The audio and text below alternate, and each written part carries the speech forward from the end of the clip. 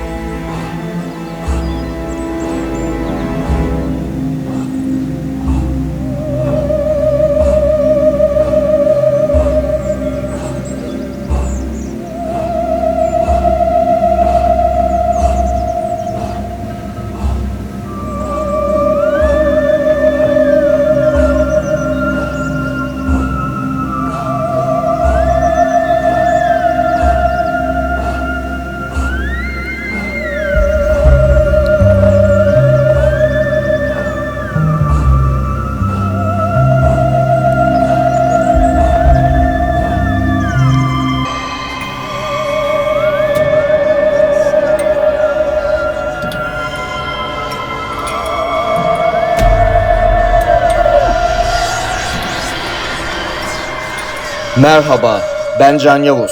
Kuzenim Arifan Durmuş ile birlikte Türkiye ve dünyadaki paranormal olayları araştırıyoruz. Fakat bu sefer Türkiye'de ilk kez bir UFO vakasını araştırmak üzere gizemlerle dolu bu çiftliğe geldik. Nova Prospect'ten hepinize selamlar. Ben Nova Prospect'ten Overlord, yani Can Yavuz arkadaşlar. Hepiniz hoş geldiniz. Bugün kuzenim Arifan Durmuş ile birlikte Mardin'de çektiğimiz Nusaybin cinlerini konu alan belgeselimizden sonra arkamda görmüş olduğunuz devasa büyüklükteki mandırayı çekmek üzere karşınızdayız. Fakat bu mandıranın olayı çok enteresan ve esrarengiz. Geçtiğimiz yıl burada çalışan son çoban da işi bıraktı. Fakat sonuncusuydu ama ilki değildi. Ondan önce de yaklaşık 5 tane çoban burada işe başlamıştı ve 5'inin de işi bırakma nedeni aynıydı. Hiçbiri birbirini tanımıyordu. Fakat işi bırakırken hepsi de aynı şeyi söylemiş. Söylediği şeyler arasında etrafta dolanan gölgeler sürüsü gördüklerini, yanan ateş topu büyüklükteki, böyle havada süzülen ateş gibi meşaleye benzer şeyler gördüklerini, fakat seslendiklerinde hepsinin birdenbire ortadan kaybolduğunu ve bunu gündüz vakti de görüyorlarmış. Yok yere havada bir ateş topu süzülüyormuş veya birbirinin elinden tutan gölgelerin göründüğünü söylüyorlarmış. Ve bu çobanların hiçbiri de birbirini tanımıyordu. İşi bırakırken büyük patron hepsi aynı şeyi söyledi. Bu arkada görmüş olduğunuz mandırada bu zamana kadar 1000'den fazla büyükbaş hayvan yetiştirildi. 3 tane köpeği vardı. Ve bütün bu hayvanlara gece bekçilik yapan çobanlar hepsi aynı şeyi söyleyerek işi bıraktı. Ve o günden sonra, son işçinin çıkışından sonra da buranın sahibi bile artık buranın yüzüne bakmaz oldu. Çünkü olaylar onların anlattığı kadar ciddiymiş. Kendisi de bir gece burada geçiriyor. Şu arkamda görmüş olduğunuz kule benzeri yerde görünüyor mu şu an bilmiyorum. Orada bir gece geçiriyor kendisi de ve benzer şeylere tanıklık ediyor, şahitlik ediyor. O günden sonra buranın yüzüne dahi bakmıyor, buraya gelmiyor. Ve bugün sizlere burada yaşanan her olayı göstermek ve anlatmak üzere bize izin verdi. Her şeyi detaylıca çekip olayları anlatacağız arkadaşlar.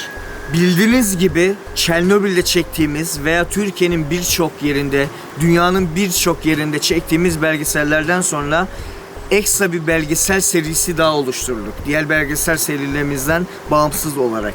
Burada geceleri Arifhan'la birlikte gidip çektiğimiz paranormal olaylar bölümlerinin belgesellerini yapıyoruz. Burası da belgesel çekmek için oldukça ilginç bir konuya sahip ve oldukça güzel bir konumda bulunuyor artık. Mardin'de çektiğimiz Nusaybin cinlerinin konusunu biliyordunuz. Kur'an'da da Nusaybin cinlerinden bahsedilir. İlk Müslüman olan cin topluluğuydu onlar. Ve orada her şeyi detaylıca belgeleriyle sizlere sunduk. Hatta Bişar ismindeki Suriyeli bir büyücüyle röportaj dahi yaptık. Bugün de ikinci bir bölüm olarak buradaki konuyu size anlatacağız arkadaşlar. Geceyi beklerken belgeselimizi yavaş yavaş anlatıyoruz ve gece olduğu zaman tıpkı burada çalışmayı bırakan 6 çoban gibi ve burayı kaderini terk eden büyük patron sahibi gibi biz de burada bir gece geçireceğiz. Bakalım sabaha kadar kalabilecek miyiz? Ve başımıza türlü olaylar gelecek mi? Kim bilir, hiçbir şey de gelmeyebilir. İşte bu doğrultuda bile videoyu sizlere sunacağız. Şurada Mandıra'nın ana giriş kapısı bulunuyor ve hayvanlar oradan giriş yapıyordu. Üst katta, yani sağ tarafta merdivenlerden çıktığımızda yaşam alanını görüyoruz. Burada kalan çobanların yattığı yer, aynı zamanda sahibinin de yattığı yer. Ve bizim de kalacağımız yer orası.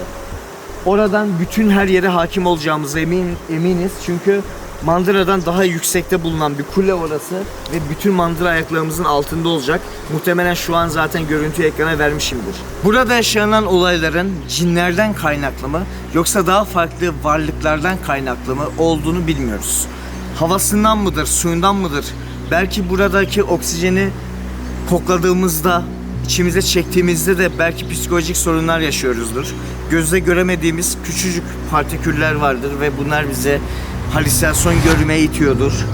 Birçok anlamı olabilir bunun. Bilimsel olarak henüz bunun açıklamasını araştırmak üzere buraya kimse gelmemiş.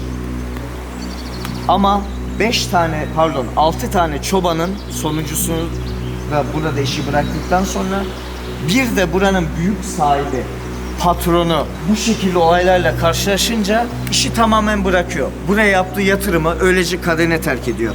Milyonluk bir yatırım var burada oysaki. Fakat hiçbir şekilde değerlendirilemiyor.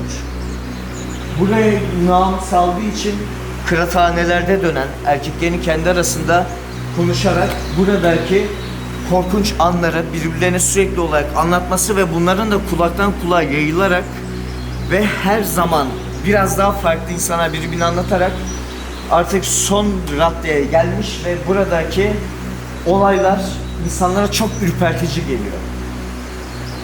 Bu akşam burada bir gece geçireceğiz.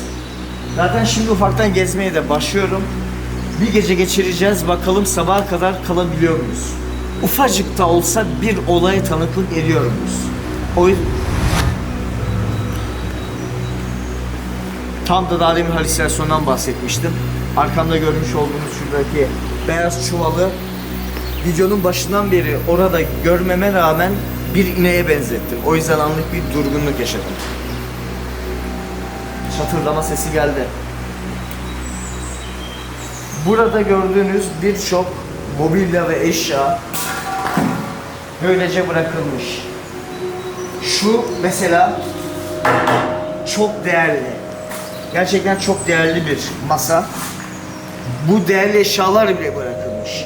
Ya değerli eşyaları geçtim. Mandıra'daki şu makinaların değeri zaten paha biçilemez.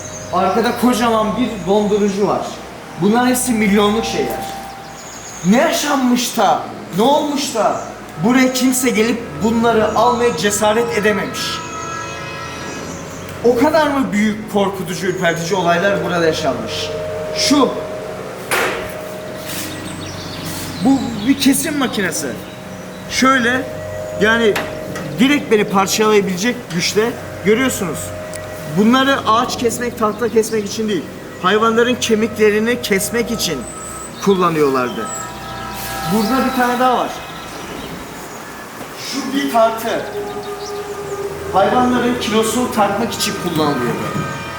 Her şey tam otomatik ve gerçekten büyük bir yatırım olduğunu göstermek istiyorum. Demek ki o kadar ürpertici bir olay yaşanmış burada. Bir sürü eşya var. Bir sürü mobilyalar var. Çizmeler bile öylece bırakılmış. Ve saat şu an kaç? Bakalım. 18:46. Biz havanın kararmasıyla birlikte burada bir gece geçirmeye başlayacağız. Mesela şuradaki suya bakın.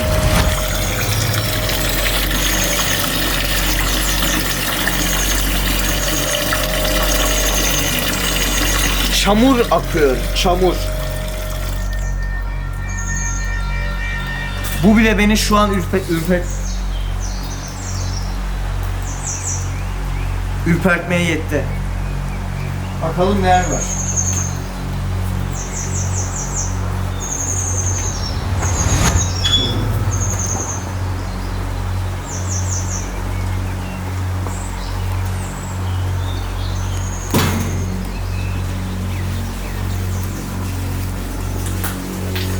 Muhtemelen depo olarak kullanılmış. Şu gördüğünüz şeyler, bu makineler hepsi değerli eşyalar. Her şey çok değerli ve öylece kaderine bırakılmış. Gelip hırsızlık olayı bile yaşanmamış. Bakın, bir hırsız bile gelip buradan bir çivi tanesi bile almamış. Bir çivi tanesi bile alınmamış ya. Yani hırsızlar bile buraya gelmemiş. Ve biz buradayız.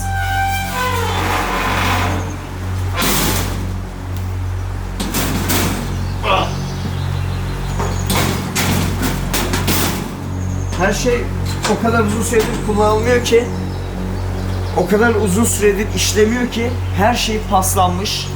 İşleyen demir paslanmaz sözü burada kendini belli ediyor. Hiçbir şey bakım yapılmamış, dokunulmadığı için pas tutmaya başlamış her şey. Bu tür benzeri olaylar Amerika'da da, Almanya'da da, Japonya'da, Çin'de, Ukrayna'da, Rusya'da, Belarus'ta, Norveç'te birçok benzeri belgelere ulaştık araştırmalarımız sonucunda. Bu tarz mezbahalarda da, mandıralarda böyle yaşanan olaylar varmış. İnternetten ufak bir araştırmayla siz de bulabilirsiniz ve tarihin ilk uzaylı vakası da Amerika'da yaşanıyor arkadaşlar. Hatta böyle bir mandırada, çiftlikte Roswell UFO kazası. İnternetten araştırıp bakabilirsiniz. Sometime last week has been inspected at Roswell, New Mexico and sent to Wright Field, Ohio for further inspection. Kim bilir, belki de burada olan şey uzaylılarla ilgilidir. UFO'larla ilgilidir. Anlatabiliyor muyum? Burada belki UFO'ların, uzaylıların, dünya dışı yaşam formlarının bir şeyi vardır. Benzeri olaylar çünkü hep çiftliklerde, mandıralarda oluyor arkadaşlar. Ve hepsi birbirine anlatıldığı şekilde. Tarihte ilk UFO kazası, UFO felaketi olayı Roswell UFO kazasıydı ve oradaki olayların benzeri dünyanın birçok yerinde yaşanmış. Burada da benzer olaylar var. Bir yandan gezerken, araştırırken bir yandan da sizlere anlatıyoruz. Şimdi ilk mandıramıza sizlerle birlikte ilk kez biz giriyoruz.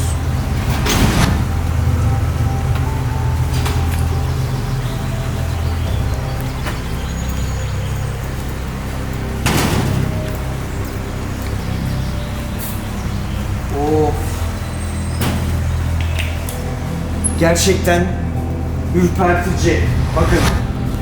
Burası şu gördüğünüz olduğunuz çengeller. Buraya hayvanların kesildikten sonra bacakları, kafaları, ayakları asılıyordu veya onları yemlemekte kullanılan çuvallar asılıyordu arkadaşlar.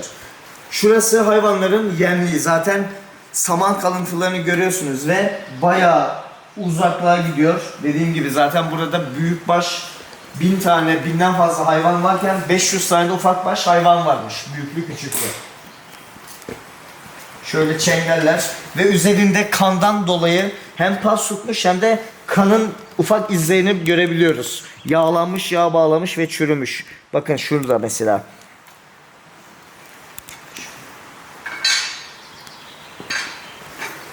Şurada kanlı bir paslı bir parça.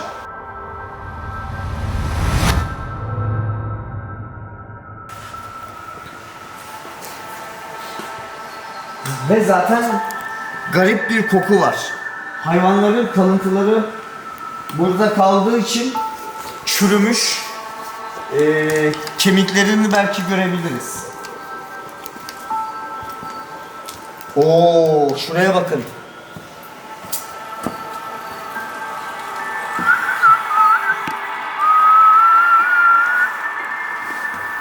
Aman tanrım, şuraya bak.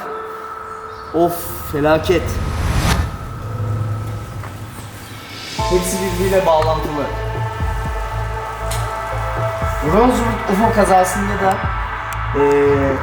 dediğim gibi böyle olaylar yaşanmış ve genelde çiftlikleri bu tarz yerleri seçiyorlar nedense. Bunun nedenini de şu şekilde açıklıyorlar. İnternetten ufak bir araştırma yaparak size bulabilirsiniz ki biz birçok kaynak okuduk bununla ilgili. Hayvanlar üzerinde uzaylılar bir takım deneyler yapılıyormuş ve böyle yapıldığı iddia ediyormuş. Hayvanların ineklerden kırma yeni tür hayvanlar yaratmaya çalışıyormuş ve spermlerinin hangi hayvana veya varlığa ait olduğu bilinmeden döllenen inekler var. Bu inekler hepsi cansız doğuruyor tabi. Doğuran ortaya çıkan geninler de ufak o genin dediğimiz şeyler de hiçbir türe benzemiyor dünyada bulunan. Onu ne dölledi, ne şekilde döllendi kimse bununla ilgili bilgi yok. Fakat bu tarz bulunan hayvanlar üstünde çok fazla kalıntı buluyorlar. Şurada görünen bir kapı da dikkatimi çekti. Hava kararmadan da bence oraya gidip bir bakalım. Arkada nereye açılıyor? Arkada ne var? Tabii geçebiliyorsak. Şimdi olayın cinlerle ilgili bölümü de var. Çünkü cinler hayvan kılığına çok giriyor ve daha önce çektiğimiz videolarda da siyah gölge şeklinde, siyahi varlıklar şeklinde ortaya çıkıyorlar ve insanları korkutuyorlar. Bundan eğlence duyuyorlar. Olay belki cinlerle ilgilidir. Arabamız hemen ileride. Herhangi bir olay olduğunda buradan basıp gideceğiz. Burada da hayvanların muhtemelen kanı burada toplanıyordu. Şu şekilde zaten renk tonlamasından kalıntılar var.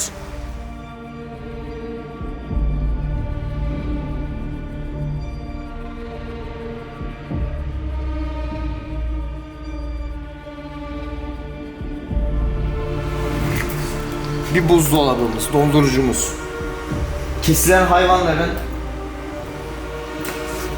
bedenleri, kolları, bacakları, kafaları ve diğer organları, işe yarayan organları burada donduruluyor ve daha sonrasında satışa çıkartılıyor. Seyahate çıkıyorlar. Göstereceğiniz başka, zaten kan izleri de yerde şu şekilde görünüyor. Bakın. Bunların hepsi kan izi. Ve en az bir yıllık. Hava o kadar soğuk ki ve bu da zaten yalıtımlı olduğu için bu şekilde kanlar korunmuş ve kalmış. Buranın yalıtımından ötürü doldurucu sonuçları ve dışarısı gerçekten çok soğuk. Dere kenarında da olduğu için rüzgar sürekli olarak buraya etki ediyor.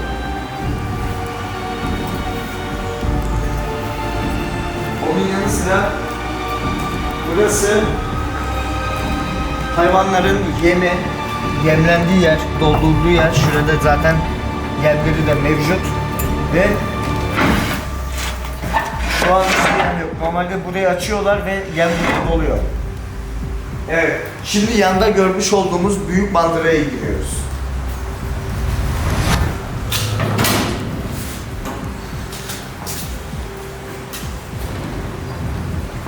Çok ürpertici. Burada birçok hayvanın yaşadığını biliyoruz ve hayvanların katledildiğini, daha doğrusu katletmek demeyelim, bir insanların ihtiyacı için kurban edildiklerini biliyoruz, et haline getirildiklerini biliyoruz. Bu da bana oldukça büyük korku veriyor.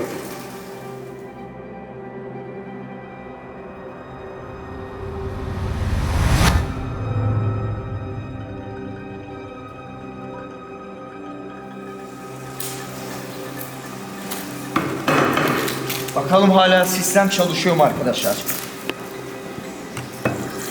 Evet, bakın.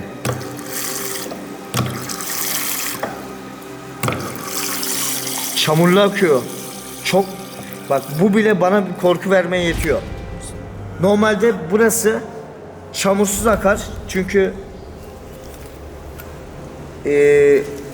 hayvanlar bile su içmekte seçici oluyor. Böyle çamurlu su içmez. Zaten normal dışarıda gösterdiğimiz çeşmeden de su çamurlu akıyordu. Fakat bu çamurlu akmasının ilginç bir nedeni söyleyeyim size.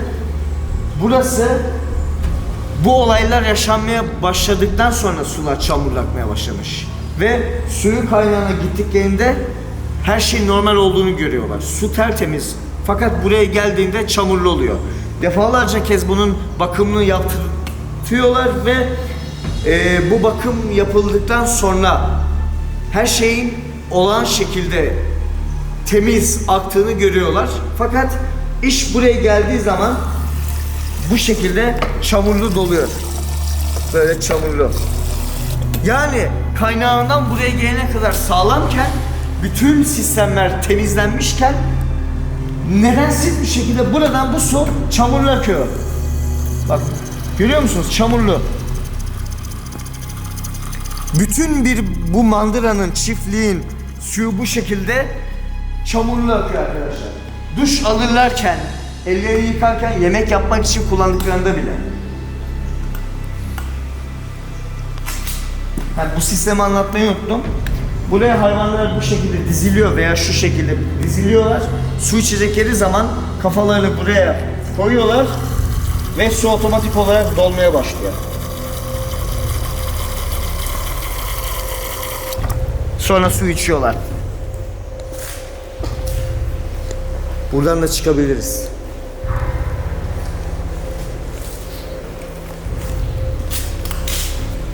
Şuraya bakalım. Uzaylılar ki bu zamana kadar sadece uzaylılarla ilgili bir tane video çektik. Fakat bu konu uzaylıları da topluyor bize göre. Çünkü benzeri birçok olay ve vaka uzaylılarla ilgili internette belgelerini bulduk.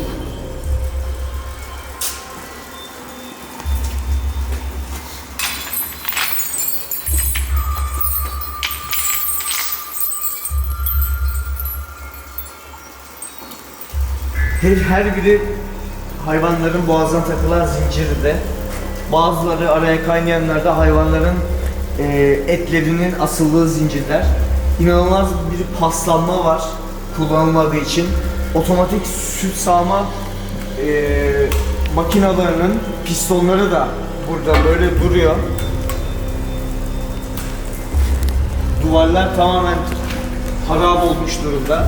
Kamera sistemi bile var ve şu an bu kamera sistemi de aktif değil. Burada elektrik yok arkadaşlar. Kimse buraya gelemiyor korkudan. Hırsızlar bile buranın en değerli eşyalarına gelip zerreye dokunmamış.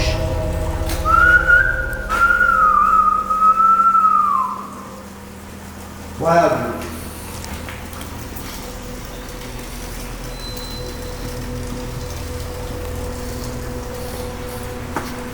Lavabolar.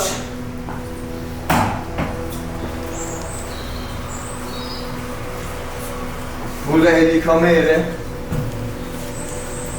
Burada da depo olarak temizlik aletlerinin bırakıldığı yer. Buzdolabı. Görüyorsunuz.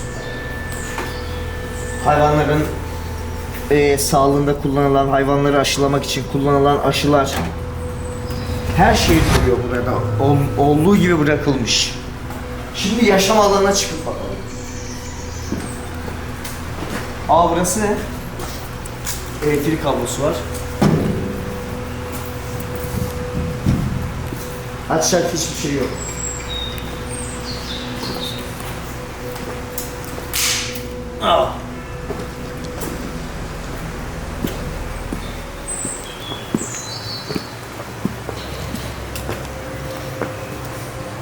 Oo. Burası yaşam alanlarından birisiymiş. Şu şekilde. Yataklar, dolaplar, çobanların kaldığı yerlerden birisi bu. Buradaki işçilerin kaldığı yer. Ve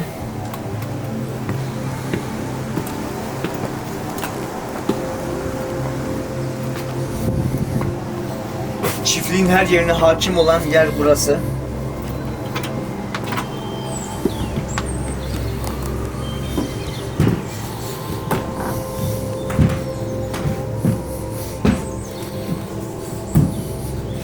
Her şey bırakılmış olduğu gibi.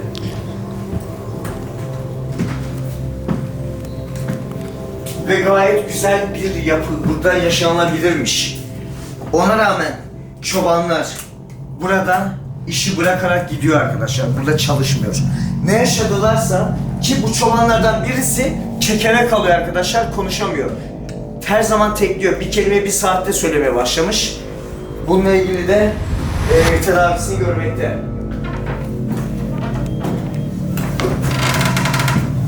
Bismillahirrahmanirrahim. İşte bizim bir gece boyunca kalıp etrafı gözetleyeceğimiz yerlerden birisi bura arkadaşlar. Şu anda akşam ezanı okunuyor. Bakın her şey olduğu gibi bırakılmış. Şu değerli sistemler bile olduğu gibi bırakılmış. Kamera sistemi, modem, her şey kaderine öylece terk edilmiş. Hırsızlar bile gelemiyor buraya yani. Öyle bir olay burası. Gece olduğunda işler değişiyor işte. Biz de geceyi bekliyoruz.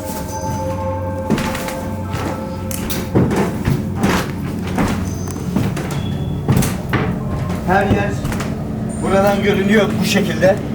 Çobanlar burada duyduğu fantastik sesler. Ezandan sonra devam edelim. Ezan bitti ve kaydımıza devam ediyoruz arkadaşlar. Ezanın bitmesini beklerken bile içimizi bir ürperti kapladı. Burada gerçekten olaylar yaşanmış gibi bir his var içimizde. Kendi aramızda da muhabbet ederken burada sabaha kadar kalacağımız hakkında birbirimize söz verdik Arifhan'la birlikte. Ve Arifhan'ın şu an konuşmamasının nedeni sadece geceyi bekliyor olması. Çünkü gece olduğu zaman paranormal olayların izinden gideceğiz. Şu an belgesel kısmındayız ve burada çobanlar kalırken bütün bir her yere hakimmiş gördüğünüz gibi. Ve bu hakimiyetlerinde zaten olaylara tanıklık ediyorlar. İlki şurada uzakta alev toplarının dolaşması. Ben alev topu diye betimliyorum bana anlatıldığı şekilde. Çünkü havada süzülen ateş topları varmış adeta. Birkaç taneden fazla. Ve sesler geliyormuş, ezan okuma sesleri geliyormuş. Ezana benzer sesler daha doğrusu, ezan okuma sesleri değil. Sonra uyuyorlarmış, kapı tıklatılıyormuş. Koşa koşa aşağı inip bırakıyorlarmış, patron gelmiştir diye. Kapıda kimse yokmuş. Kapıyı kapatıyorlarmış, tekrar tıklatılıyormuş. Kapatıyorlarmış, tekrar tıklatılıyormuş. Her açıp baktıklarında ses kesiliyormuş ve etrafta kimse yokmuş. Onun yanı sıra dediğim gibi arkadaşlar, bu olayların illa cinlerden kaynaklı olmasının bir sebebi yok. Bu uzaylılarla alakalı da olabilir. Belki aranızda uzaylılara inananlar veya inanmayanlar vardır. Ama dünyada uzaylıların varlığıyla ilgili birçok kanıt var, belge var ve UFO avcıları var. Biz nasıl paranormal olayların izinden gidiyorsak, UFO'ların da izinden giden, araştırmayı seven, bilgili, kültürlü insanlar var ve bilim adamları tarafından da zaten uzaylıların varlığı birçoğu tarafından kabul edilmiş ve kabul görüyor. Çünkü biz bu evrende zerre tanesiyken evrenin uçsuz bucaksız milyar katrilyonlar insanoğlunun almayacağı büyüklükteki bir oluşumda dünyada tek değiliz.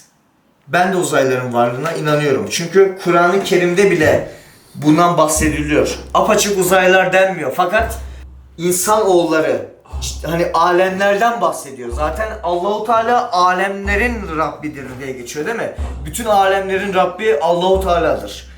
Fakat insanların bildiği alemler belli. İnsanoğulları şeytan soyundan gelenler, cin soyundan gelenler, bitkiler, hayvanlar, mantarlar, kayalar falan. Hangi birini sayabileceğiz? Bizim bildiğimiz sınırlı. Ama alem dilim sürüşüyor. Şu an daha demin yaşadığımız ufak heyecandan ötürü.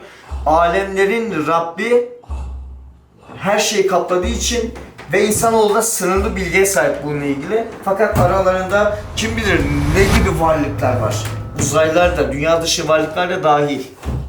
Farklı diyarlarda, farklı gezegenlerde yaşayan veya gezegen dışında da olmayabilir. Gökyüzünde süzülen bir şeyde yaşayan varlıklar olabilir. Çünkü bununla ilgili kanıtlar var. Bismillahirrahmanirrahim. Şuraya da bakalım. Ve dünyada da bu şekilde belgelenmiş. Bizim şu an burayı belgelediğimiz gibi. Bu bir belgesel ve biz belge çekiyoruz. Ve belgelenmiş uzaylı vakaları var. Dediğim gibi Roswell UFO kazası veya farklı muhabbetler, filmlere konu olmuş şeyler var. Mısır tarlalarında geçiyor genelde veya çiftliklerde.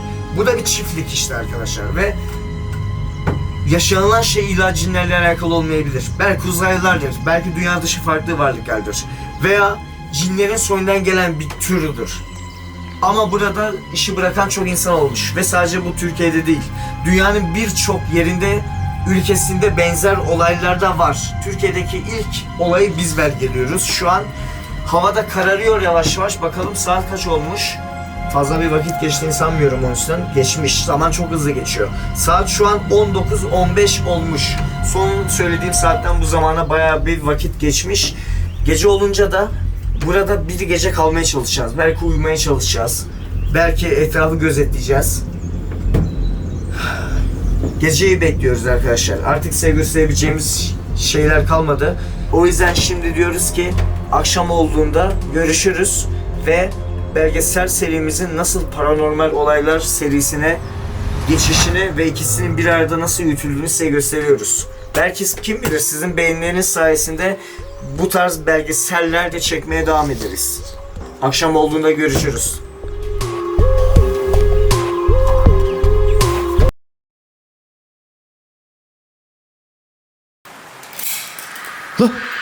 Lan bismillah bismillah. Oh. Lan!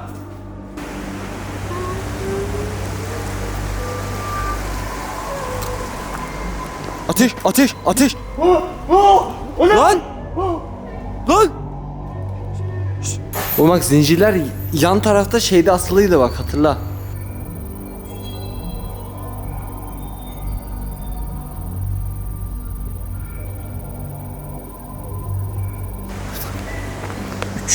Ben geriye sayınca arabaya koşuyoruz. Gaz diyoruz tamam. 3, 2, 1. Koş koş koş koş koş koş koş koş. Ateş ateş ateş. Lan! Lan! Şşt. Lan! Sandalyelere bak! Şuna bak! Kasenin içinde kan mı var? Lan! Yan tarafa mı baksak? Evet. Koş koş koş koş koş koş koş koş.